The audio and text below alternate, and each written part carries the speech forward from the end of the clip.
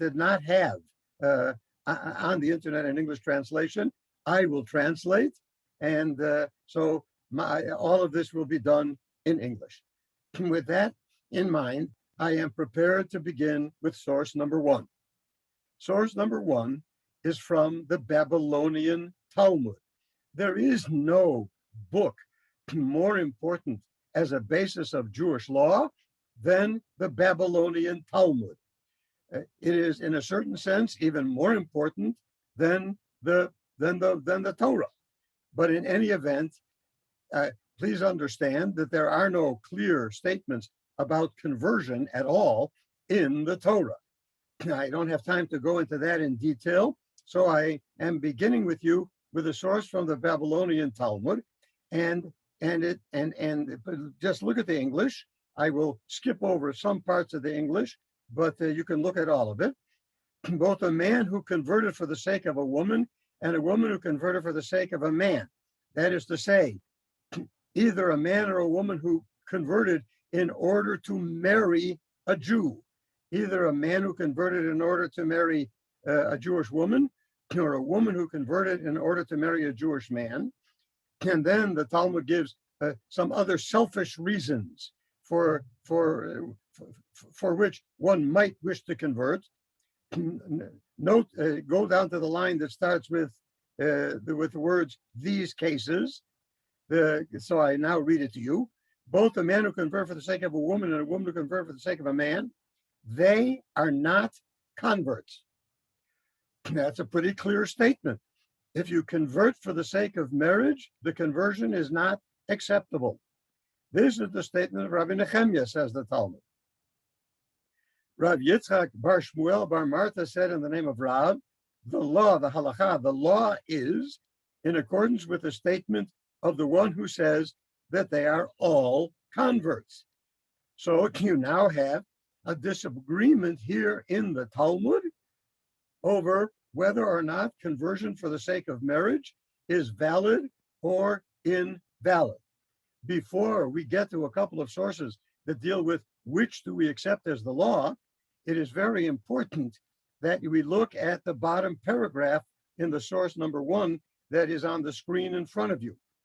The Talmud asks, if so, according to the latter view that we just read, that the law is that all people who convert for the sake of marriage are converts, if so, the Gemara asks, why not permit that right from the start? In other words, why should we say that conversion for the sake of marriage is not acceptable? Please note that the clear implication of the very question of the Talmud is that it goes without saying that at least before the fact, conversion for the sake of marriage is an unacceptable reason for conversion.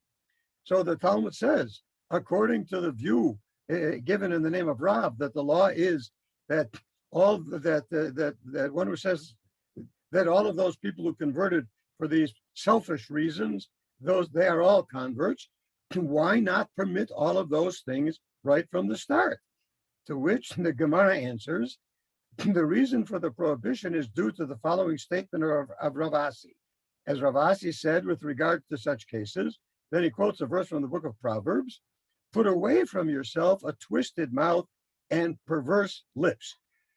Allow me to explain that to you. That means a twisted mouth and a perverse lips means that people say, yes, I'm converting because I really want to be Jewish. It's because I'm in love with Jewishness that I'm converting. And when in fact, it's not that. It's that I am in love with this woman, or this woman is in love with this man, and they have to convert. It isn't because of some authentic love of Judaism that they are converting. So please understand that the implication of this passage of the Talmud, number one, is that there's a dispute over whether conversions for the sake of marriage are valid or not valid. And it is clear, even if, according to the view that says that they are valid, that before the fact, to do a conversion for the express purpose of marrying a non-Jew is not permitted before the fact. I now wish to go to source number 2. Source number 2 is taken from the work of Maimonides. Maimonides' dates are 1135 to 1204. He was in Cordova and then a little bit in Fez, but mainly in Egypt. And this that I am reading to you now comes from Maimonides' Code of Jewish Law. And I would like to deal with you with what Maimonides says that the law is. All right. Remember, there was a dispute there in the Talmud. So we're now you can look at the English. When a court did not check a potential convert's background, that is to say, to investigate what it is that is the motivation for this person to wish to convert, the court didn't check on all of that and did not inform him of the commandments and the punishment for the failure to observe those commandments. That is to say, we will read a source a little bit later that says that that's what the court has to do, to inform people about the commandments and how important they are to observe, and the punishments that Jews will get either in this world or in the world to come if they do not observe those commandments. Maimonides is saying, even if the court did not inform the person of the commandments and the punishment for the failure to observe the commandments, and that person, he circumcised himself, that is to say, he was circumcised and he immersed, dipped in a mikvah, an immersion pool, in the presence of 3 ordinary people. It's not supposed to be ordinary people. It's supposed to be scholars who are the Beit Din, the court that wishes that views the immersion. He is a convert. So Maimonides says the law follows the latter view in the Talmud, that all of these people who convert, even for selfish, I say that in quotation marks, reasons, they are ultimately considered to be converts. All right. And now look at what he says at the end there. Even if it is discovered that he converted for an ulterior motive, since he circumcised himself and converted, he has departed from the category of Gentiles, and we view him with skepticism until his righteousness is revealed. That is to say, we keep waiting for him to become an observant Jew. Even if he afterwards worships false deities, he's like an apostate Jew. Once you are converted, you are Jewish. And even if you converted from Christianity and you revert to the worship of Jesus, you are a sinning Jew because you have converted. And you cannot undo a conversion once it has taken place. Now, I would like to go to source number 3. Source number 3 is taken from the Code of Jewish Law that you all recognize as the primary source of Jewish law, and that is the Shulchan Aruch, written by Joseph Caro, dates 1488 to 1575, in Spain and in Tzfat, Safed, here in Israel. And I want to read certainly the first part of this to you, because what he does in the first part of this that was not in the law that I read to you from Maimonides a couple of minutes in source number 2, but it is not that Maimonides would disagree. He just had them in a different place. I read it to you from the Shulchan Aruch, and I also want to see, does the Shulchan Aruch agree with Maimonides as to which view is the law? If you convert for the sake of marriage, is that conversion valid, or is it not valid? Now listen, look at Maimonides and look at the Shulchan Aruch. When a potential convert comes to convert, check after him. That is to say, look, try to find out what is motivating him. Then he gives a bunch of reasons. Perhaps it is because of money he took, or because of power he will gain, or because of the fear that the potential convert is coming to, or because of fear that the potential convert is entering the religion. I'm not going to spend time on those 3. I focus for the moment on the next. And if he is a man, check after him perhaps he placed his eyes on a Jewish woman. And if she is a woman, check after her, perhaps she placed her eyes on the single men of Israel.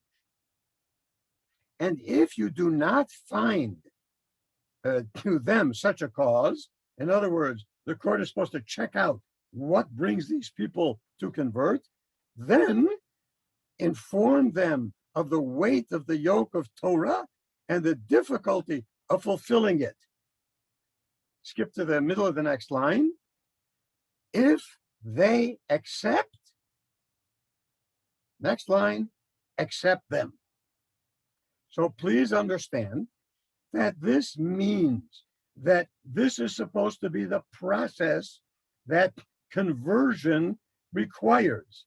That is to say, you have to see to it that the underlying motivation to convert is absolutely based on the love of Judaism, not some external motivation that motivates me to wish to become a Jew. And if you if you check out all of those things and you find the person legitimately wishing to convert, then you have to make sure they understand that when you convert, that what is included in Judaism is the observance of commandments. And then the Shulchan Aruch says, if they accept them. All right? Accept them. In a couple of sources down, we're going to spend time on this acceptance issue because it becomes the primary source of disagreement. So then at the end of this, of the quotation from the Shulchan Aruch, he agrees with Maimonides that even if you didn't check all these things and you didn't inform the convert about the rewards and punishments of commandments, and he circumcised himself and he immersed in a mikvah, then nonetheless that person is a convert. So that is to say that the Shulchan Aruch agrees with the law as posited by Maimonides, that before the fact, conversion should never be for a selfish motivation, but after the fact, even if it was, the conversion is valid. Now I would like to look with you at source number 4. Source number 4, as you see, is entirely in Hebrew. I will explain it to you. It is by the Beit Yosef. The Beit Yosef is Joseph Caro, and it is a commentary that he wrote on an earlier code called the Tur, but don't worry about that for the moment. All of these medieval commentators, one of the things that they find exceptionally important for themselves to do is to look at all the sources in the Talmud and say, how can I make these all into a coherent understanding of the law? So the Beit Yosef quotes 2 passages, one from the volume of the Talmud called Shabbat, and one from the volume of the Talmud called Menachot. In the first one, a person comes to Hillel, and says, convert me so that I can become the high priest. You know, of course, that that's absurd. The high priest cannot be someone who's a convert. The high priest has to be one person who was born Jewish and is a Kohen, is a priest. Okay? And the second case is someone who came to Rabbi, that is to say, Rabbi Judah the prince, and she said, convert me because I want to marry this Jewish scholar. About these 2 cases, the Talmud in those 2 places says that Hillel and Judah the prince converted these people. How could that be? The Beit Yosef, the Joseph Caro wants to know in the Beit Yosef, how can it be? Look at the motivation is terrible. One is impossible even. That he's going to be the high priest. So to which the Beit Yosef gives the following answer. The last line, From these two cases, one can deduce. First, I'm going to say it in Hebrew, and then I'll read it to you in English. It's the bold print. Hakol lefi reut enei beit din. In the final analysis, it is up to the court that is determining whether or not to convert this person, to determine whether that person can be a valid and acceptable convert. So please understand, this is not saying that we should immediately permit conversion for the sake of marriage or for any other selfish motivation. But if it is clear to the court that it will turn out positively, it is the right of the court to do it. That's all for source number 4. Look now at source number 5. Here comes source number 5.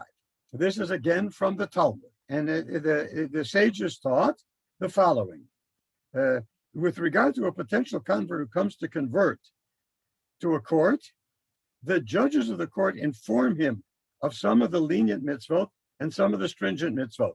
In other words, you tell him what are easy things to do, like shake a lulav on Sukkot, and some of the more difficult mitzvot, like you can never eat a cheeseburger again, you can't mix milk and meat, and things like that. Okay, but they do not overwhelm him with threats. They don't say, "Look how hard it is. This is impossible. Don't do this." And they are not exacting with him about the details of the mitzvah. I don't give them a lesson in if I accidentally mix some milk into a meat pot. Is the meat still edible? Is the meat no longer edible? What about the pot? What about the spoon that I stirred it with? I don't need to teach a convert a 1-year course in Jewish law or a 6-month course. If he accepts, if the convert says, "Okay, I accept," they circumcise him immediately. That is to say, he gets circumcised. By the way, you all understand that they give these examples of men, but they would equally apply to women, obviously without circumcision, but women would also then be required to go into immerse in the mikveh. All right. So please understand that the quotation that we had in number 3, don't go back to number 3, Tehila. The quotation we have in number 3 from the Shulchan Aruch and the quotation we have in number 5 from the Talmud talks about the acceptance by the potential convert. The question then becomes, what that we will deal with in a minute, in a couple of minutes, is what do we do? What does that acceptance mean? Now, look for a moment at number 6. Look for a moment at number 6. This is from a responsum, an answer to a question sent to Maimonides. So first, I have to tell you what this question was. I'm gonna use not the example that he actually uses. His example is, after all, remember, he's in the 13th century. I have a female non-Jewish slave, and I've fallen in love with her, or we've been sleeping together, or I love her. So what do? I free her as a slave, and then I marry her. But the same thing would be true if it wasn't a slave, but I had a non-Jewish girlfriend, and we've been dating, and I want to marry her. So listen to what Maimonides says. One who has a non-Jewish girlfriend and wants to marry her, it is forbidden for him to marry her before the fact. The initial ruling is, no, you cannot convert someone just because you want to marry them. But as we have already decided many times, in such cases, you are allowed to marry them. You could marry the slave woman, free her and marry her. You could convert the non-Jewish woman could convert, and you could marry her. But he first says, initially, that should not be grounds for conversion. That is not acceptable. So now Maimonides says, and we did this as a takana for repentance, for penitence. That is to say, we did it as an act we took for the benefit of people who are repenting. Without my translating the next clause, I tell you what it means. It means I knew that as a Jewish man, I'm not allowed to be married to a non-Jewish woman. And if I'm not allowed to be married to a non-Jewish woman, then why should I be dating a non-Jewish woman? Why should I be sleeping with a non-Jewish woman? And ultimately, I decide that makes me a repentant. I'm a penitent now. I said, my God, I really am not allowed to do this. I would like to convert her, to have her converted. So Maimonides says, we permit before the fact. That is to say, we don't try to forbid this anymore. If somebody comes and says, I want to convert for the sake of marriage, we say, okay, because they're being persuaded by the Jew they want to marry that they should convert in order to become Jewish, in order to make this marriage permissible. Can we do this, says Maimonides, in the third line of that responsum, in the middle of the line? We relied on the words of the sages, basing on the verse in Psalm 119, verse 126. When sometimes the way to act on behalf of God is to violate his Torah. That is to say, yes, originally, I don't want people to convert for the sake of marriage. But when it happens and the person is now repentant and wants the person, the non-Jew that he's dating, to convert, I even can violate what originally was the law and do it. Okay? And we even help him plan and do this marriage. All right. Now, listen, everybody. Look at source number 7. Look at source number 7. But I point out to you quickly that, again, that responsum of Maimonides in source number 6 permitted to do the conversion before the fact. That is to say, that I know that's the motivation and still I can do it, which up until now, I said to you, the sources were clear that you could not possibly do that. Now, I look, I have only 5 more minutes. And so what I'm going to end up making a couple of comments, and then I'm going to skip to source number 12, because I want to say something about what I think is going to be an issue in the future. So please note, Maimonides and Joseph Caro are Sephardim. Source number 7 is a responsum by Ben Zion Uziel, dates 1880 to 1953. He was the Sephardic chief rabbi of Israel from starting in 1939. And this is a responsum. I'm not even going to translate it now. He also permits converting for the sake of marriage, or converting someone even though we know that they will not fulfill the mitzvot. They will not fulfill the mitzvot. And source number 8 is another responsum from him, and it says basically the same thing, that there cannot be a stipulation that says you must observe the mitzvot or I can't convert you.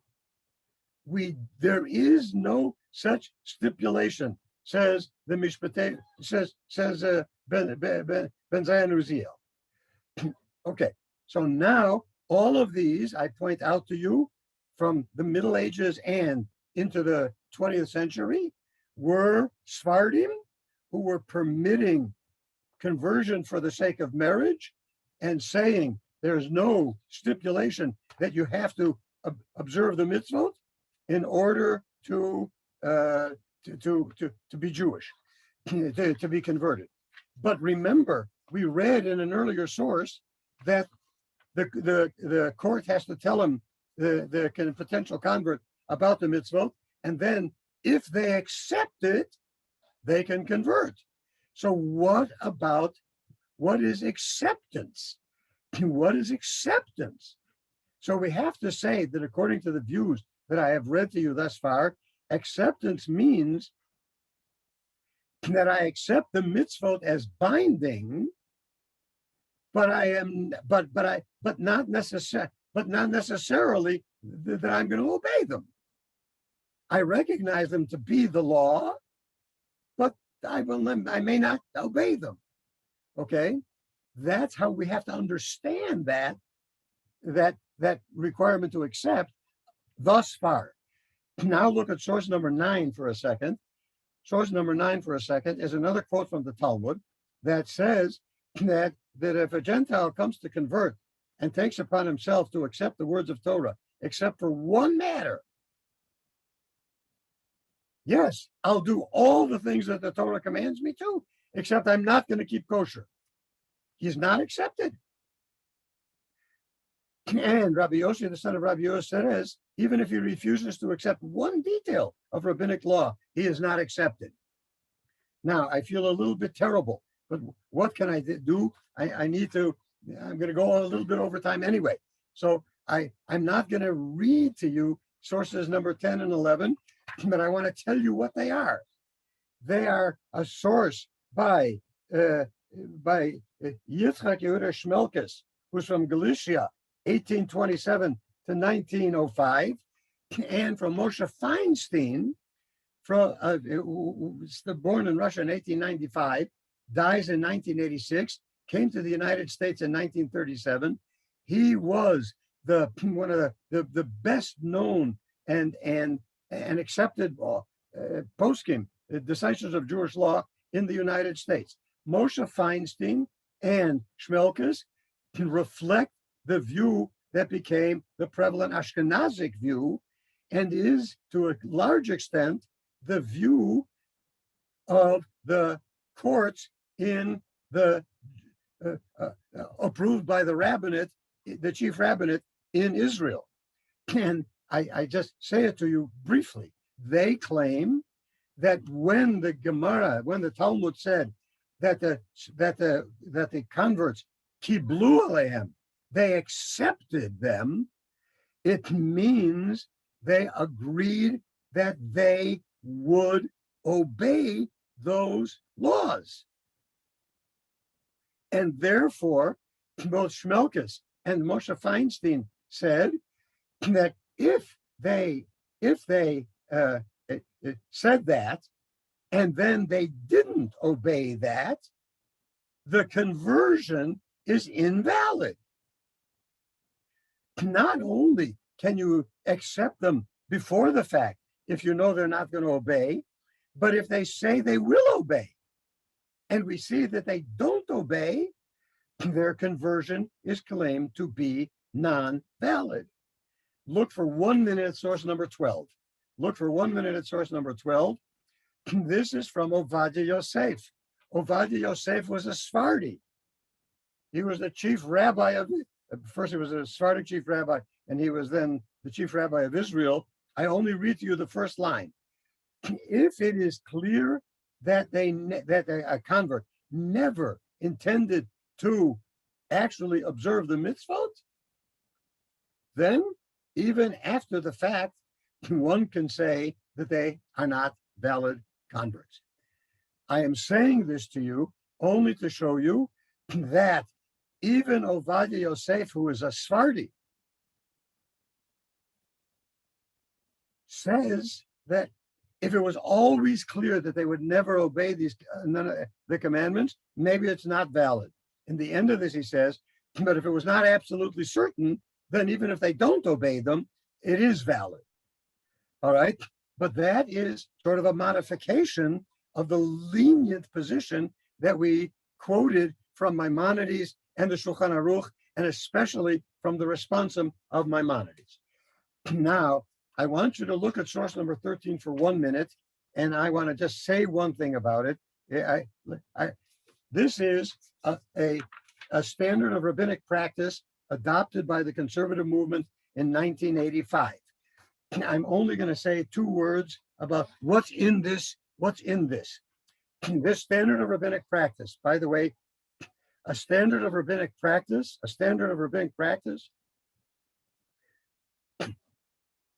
is obligatory on all conservative rabbis. No conservative rabbi can violate a standard of rabbinic practice. And if a conservative rabbi does, he or she is eligible to be expelled from the rabbinical assembly. This standard of rabbinic practice has 2 elements. Number one, that you cannot be called a native-born Jew except if your mother is Jewish. That's number 1. Number 2, you cannot be a male convert if you do not get circumcised and go to the mikveh. And you cannot be a female convert if you do not go to the mikveh. You cannot be a female convert if you don't go to the mikveh. Now, I want to say to you that I want to say 2 things, about both of which I hope I'm wrong, but I do not believe that I will be wrong. In a significant segment of the world, I cannot speak authoritatively about Europe or South America, but in a significant segment of the world, there are now Jewish movements that accept as Jewish, natively Jewish, someone whose father is Jewish, even though his mother is not. For a generation or 2, we can trace this.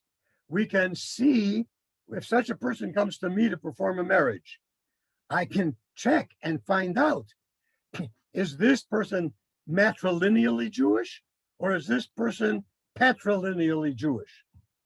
I don't have time to discuss those 2 things at great length, but the Jewish law is absolutely clear that it's only matrilineally that you are Jewish. And there's never been a law that says either or, either patrilineal or matrilineal, either way you're Jewish. There's never been such a view in Jewish law. I want to share with you a theory that I cannot prove, but I think I'm right. Jews separated from Christians not because Christians believed Jesus was the Messiah. They separated from Christians when St. Paul went out to the people of the world and said, you can become a Christian without becoming Jewish. Until Paul did that, if you wanted to believe that Jesus was the Messiah and be Christian, you had to convert to Judaism. Well, for a generation or 2, you can check that. But when you go 100 years down the line, it no longer becomes possible to check. So one of the conversion issues of the future is going to be this. Can we accept as Jewish someone from the movements that call them Jewish, even if it's only on the basis of the father's Jewishness? That is going to be a tremendous difficulty, and it could end up resulting in a complete break between certain movements in the Jewish world. One more thing that I wanted to say. The second thing that this standard said is that a man cannot be converted if he is not circumcised. Well, I want to say the following. In most of the Western world until fairly recently, it was very, very common that all men were circumcised, all boys shortly after birth were circumcised. So it was very uncommon for a non-Jewish man to come to a rabbi and say, I want to convert, and for the rabbi to discover that the man is not circumcised. The amount of circumcision in the non-Jewish world is going down and down. And you can bet a lot of money that the idea that in order for a man to convert, he has got to be circumcised, and the man is 23 years old or 25 years old, is not going to be so smilingly accepted, and is going to create tremendous pressure and problems in the Jewish world. Now, I say to you once more, I wish that I would be wrong about these things. I hope that 75 years from now, or 100 years from now, we will not have reached the point that I have just said. But I said that I am calling my talk to you conversion issues, past, present, and future. And I quoted past through the 12th and 13th century, present showing the view, the stricter view of the Ashkenazic world in the 19th and the 20th century, and future, my prediction about what types of issues may arise that at the moment nobody is worrying about.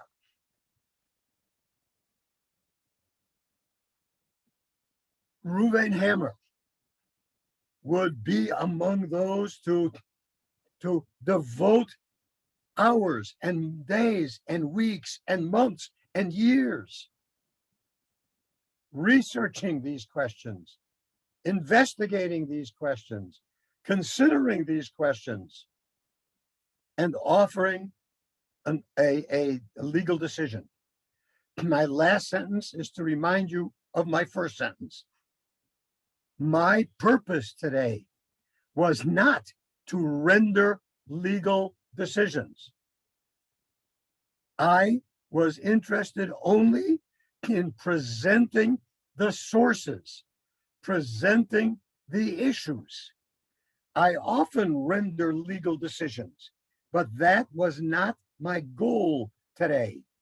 My goal was that you should understand what are the lenient positions and what are they based on? What are the stringent positions and what are they based on? And recognize that this can be a legitimate Jewish legal controversy.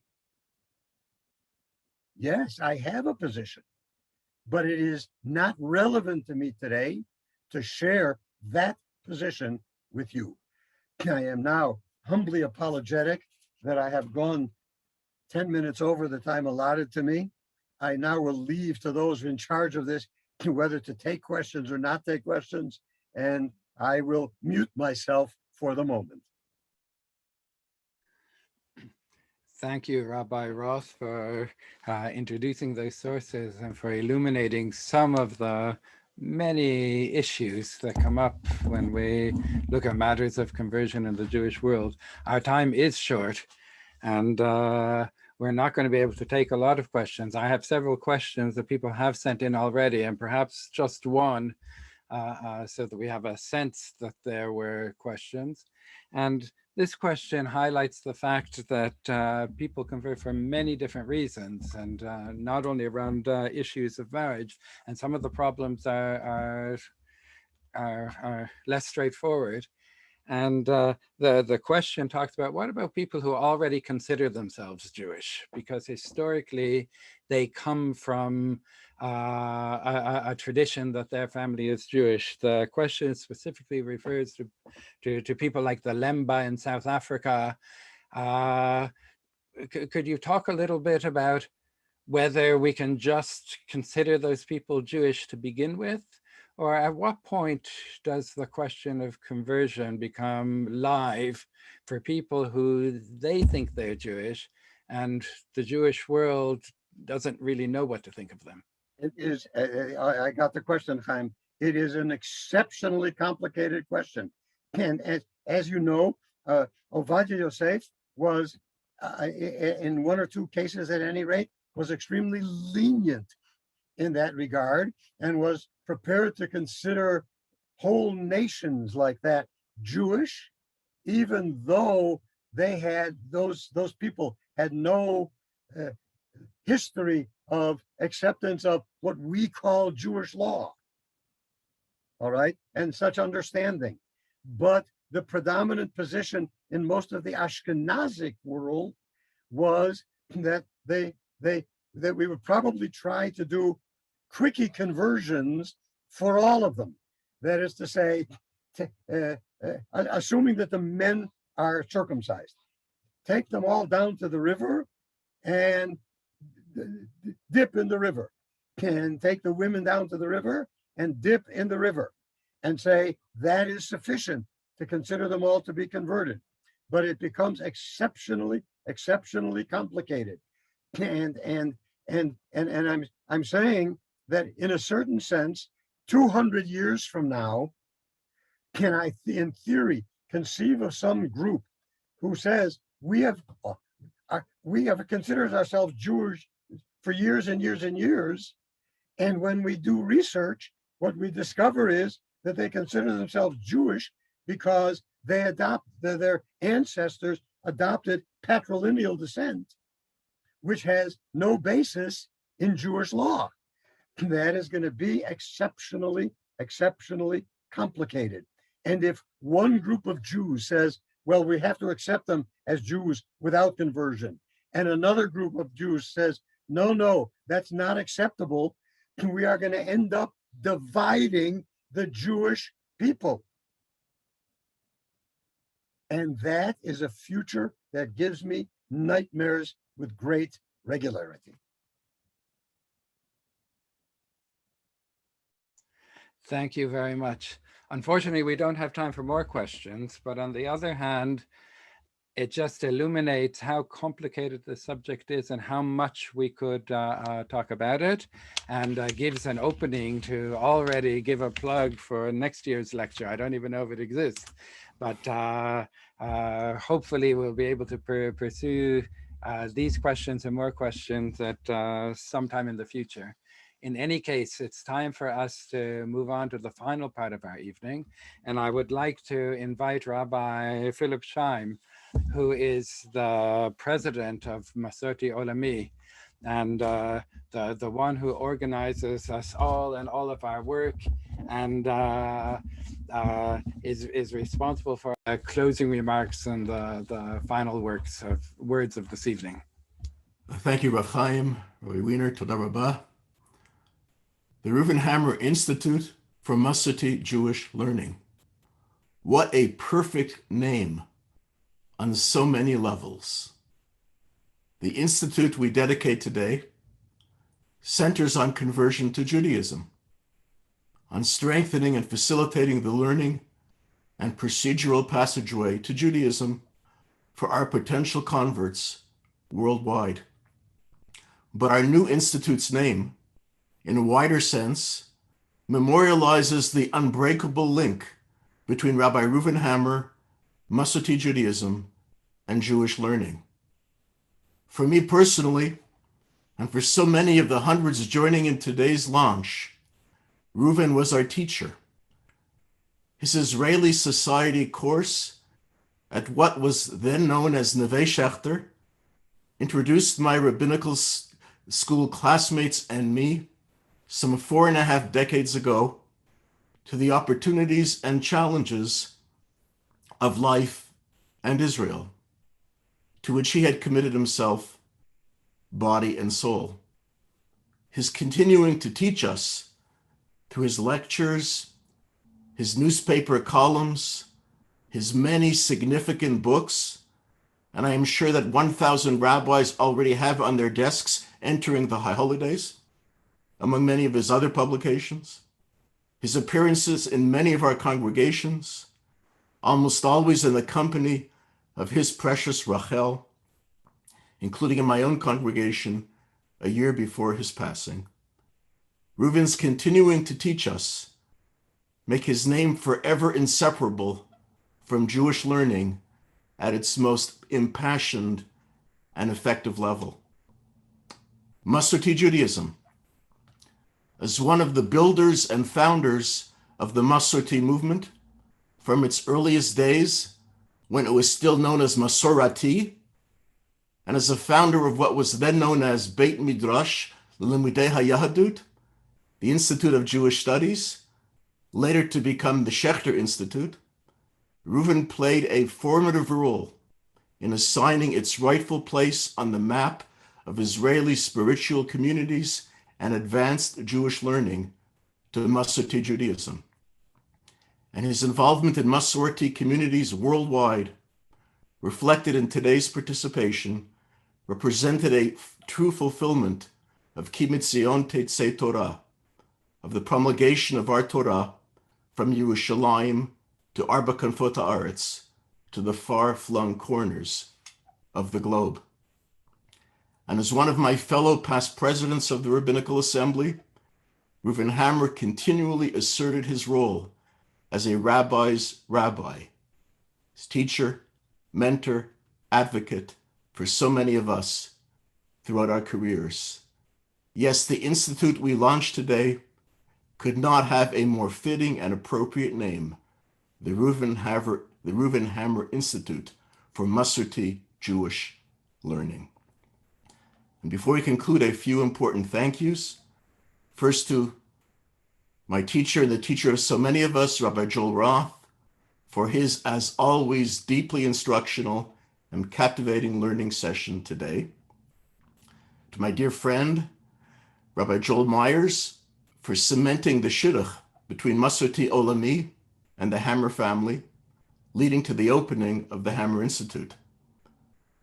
To another dear friend and colleague, Rabbi Mauricio Balter, Executive Director of Masorti Olami, for helping to bring this vision to reality, in addition to all of the manifold things that he does, day to day, hour to hour. And again to Rabbi Chaim Weiner for his work in the establishment of the Hammer Institute, moderating today, of course, and his work throughout Europe as Av Beit Din and Director of Masorti Europe.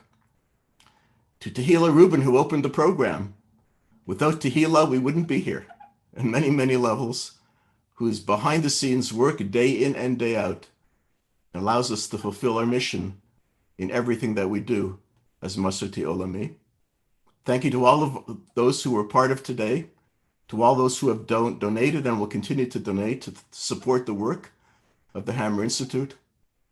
And last of all, of course, our deep thanks to the Hammer family, to our beloved Rahel, and 5 children, Ora, Aliza, Rina, Dov, and Hillel.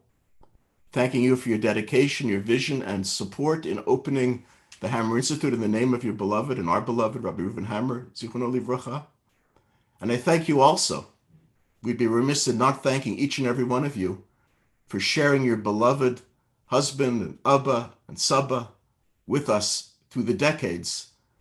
You gave us the opportunity to take of his time with you in order to build our communities, to strengthen us, to invigorate us, to make us better Masorti Jews and better people. We're deeply grateful to all of you, and we know, Yehi Zichro Baruch, that the memory of your beloved and our beloved Rabbi Reuven Hammer will forever be not only a blessing, but it will help enlighten our path as we march with heads held up high with pride into the future. Toda Rabba to all, wishing you a good evening or a good afternoon, whatever is appropriate to you, wherever you may be, strength and good health, and in the coming year not far away from us, Ktiva v'chatima tova. Toda Rabba to all. Goodbye.